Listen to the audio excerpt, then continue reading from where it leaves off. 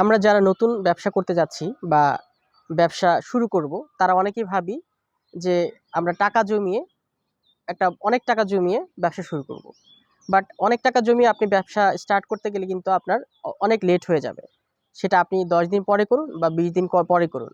আপনার এখন হাতে যে টাকাটা আছে, সেটা যে পরিমাণ টাকাই হোক না কেন, আপনি সেই টাকাটা দিয়ে আপনার যে প্রোডাক্ট নিয়ে আপনি ব্যবসা করতে যাচ্ছেন বা যেই বিষয়ে আপনি দক্ষ, বা যে প্রোডাক্ট আপনার কাছে অ্যাভেলেবেল আছে, আপনার মার্কেট ডিমান্ড আছে, সেই প্রোডাক্টটা নিয়ে আপনি ব্যবসা শুরু করুন। আপনার ব্যবসার মূলধনটাকে আপনি 3টি ভাগে চাইলে ভাগ করতে পারেন। সেখান থেকে প্রথম একটা ভাগ নিয়ে আপনি ব্যবসাটা স্টার্ট করুন। দ্বিতীয় পোর্শন থেকে আপনার ব্যবসায়ের অপারেশনটা স্টার্ট করুন। আপনি দেখুন, মার্কেটটা সার্ভে করুন, এবং একটা পার্ট আপনার রেখে দিতে হবে আপনার, যে আপনি কোনো ক্রাইসিসে পড়লে যেন আপনার ব্যবসাটা অ্যাটলিস্ট থেমে না যায়।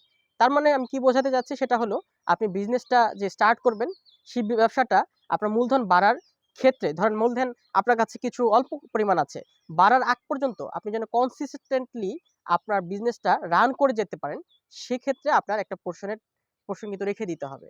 তাই ক্যাপিটাল প্রথমেই বেশি না নিয়ে ব্যবসা শুরু করার ক্ষেত্রে আমি বলবো, আপনার কাছে যা আছে সেটাকে 3 ভাগে ভাগ করে বা 4 ভাগে ভাগ করে আপনি যে প্রোডাক্টে ভালো, সে প্রোডাক্ট নিয়ে ব্যবসা শুরু করুন।